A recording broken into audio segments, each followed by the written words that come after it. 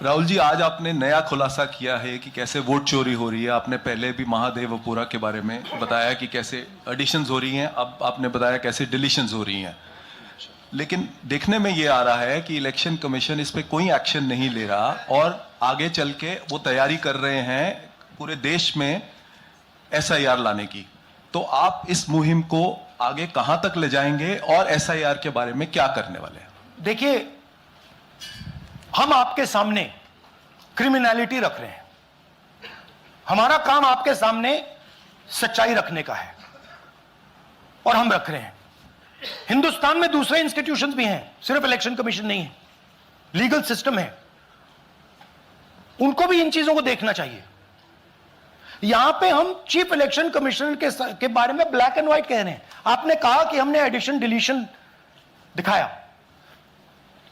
पहले प्रेजेंटेशन में मैंने एडिशन दिखाया था, अब हमने डिलीशन दिखाया है, मगर हमने एक और चीज जोड़ दी है।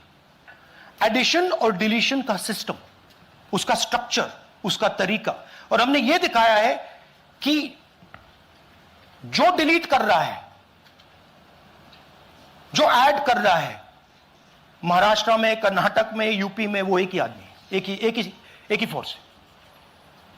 हमने आपको वो एड्रेसेस दिखाए। Same system is being used in Maharashtra, is being used in Karnataka, is being used in Uttar Pradesh, is being used in Haryana. Same people are doing it.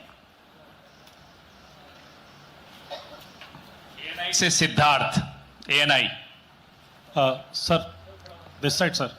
हाँ sir, on your left sir. हाँ, on your left, this side sir, on your left. Sir, मेरा आपसे सवाल ये है कि जब आप कह रहे हैं कि ज्ञानेश कुमार जो चीफ इलेक्शन कमिश्नर है, उन्हें पता है ये कौन कर रहा है, हाँ, और ये पॉलिटिकल फायदा जरूर किसी को हो रहा है। आप कह रहे हैं कांग्रेस के बूथ के ऊपर ही हाँ, सारे वोट्स डिलीट किए जा रहे हैं, तो वो कौन लोग आपके हिसाब से हैं जिनको ये फायदा पहुंच रहा है, पहला। और दूसरा ये, वो आपने एक हफ्ते का समय दिया है, जब आपने एक हफ्ते का समय दिया है, तो क्या एक हफ्ते बाद आप इसको आगे कैसे इनिशिएट करेंगे? क्या आप लोग कोर्ट का रास्ता अपनाएंगे या और कोई हायर एजेंसी से इस बात की डिमांड करेंगे? क्योंकि ये ऑर्गेनाइज्ड तरीके से क्राइम दिखाई दे रहा है जो आप बता रहे हैं, अगर आपकी बात के ऊपर जाएं। देखिए, फ्रैंकली ये जो मैं यहां कर रहा हूं, ये मेरा काम नहीं है।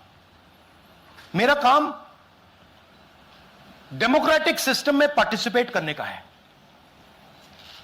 मेरा काम डेमोक्रेटिक सिस्टम की रक्षा करने का नहीं है। वो काम हिंदुस्तान के इंस्टीट्यूशंस का है। वो काम वो नहीं कर रहे हैं, इसलिए मैं कर रहा हूं।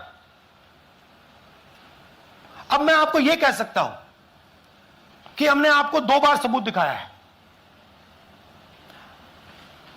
और जब हम ये प्रेजेंटेशंस खत्म करेंगे, इसमें लगेंगे 2-3 महीने, जब हम ये खत्म करेंगे, आपके माइंड में कोई डाउट नहीं होगा कि हिंदुस्तान में state after state, Lok Sabha after Lok Sabha चोरी हो रही है। तो मेरा काम सच्चाई दिखाने का है। मैं हिंदुस्तान की जनता को, हिंदुस्तान के युवाओं को सच्चाई दिखा सकता हूं। यह मेरा काम है। उनकी जो इंटरेस्ट है, क्योंकि ये जो कॉन्स्टिट्यूशन है, ये हिंदुस्तान की जनता का रखवाला है, प्रोटेक्टर है, और मैं इसकी प्रोटेक्शन कर रहा हूं। इसकी प्रोटेक्शन करने का काम हिंदुस्तान के इंस्टीट्यूशंस का है, हिंदुस्तान के ऑपोजिशन लीडर का नहीं है, मगर इंस्टीट्यूशंस नहीं करने हैं। अच्छा, एक इंटरेस्टिंग बात आई है जो मैं आपको बताना चाहता हूं कि इलेक्शन कमीशन के अंदर से हमें मदद मिलनी शुरू हो गई है। मैं साफ बोल देता हूं, इलेक्शन कमीशन के अंदर से, पहले नहीं हो रहा था, अब इलेक्शन कमीशन के अंदर से इंफॉर्मेशन आ रही है। यह रुकेगा नहीं, यह रुक नहीं सकता है, क्योंकि हिंदुस्तान की जनता इस बात को एक्सेप्ट नहीं करेगी। एक बार हिंदुस्तान की जनता को, हिंदुस्तान के युवाओं को पता लग गया